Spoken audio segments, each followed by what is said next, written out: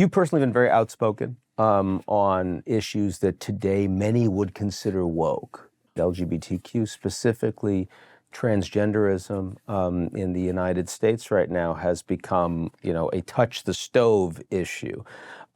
Does this make it feel more urgent for you to lean in on those issues, or do you think actually maybe some went too far in progressivism and need to look towards things that will unify the country and the people better?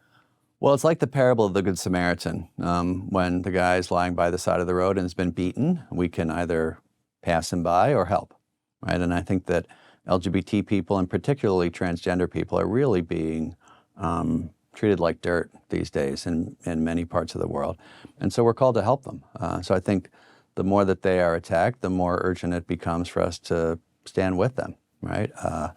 It's really shocking to me that, particularly with the transgender community, which I'm not an expert on this, but I mean, it's such a minuscule part of the population. It's become this kind of outsized, almost focus for so many people. And I think what we really need to do is just, accompany them and be kind to them and listen to them. That's the first thing, because many people who are talking about it, I don't think I've ever met a transgender person in their life. So Pope Francis, on the other hand, met regularly with transgender people towards the end of his life, I think monthly.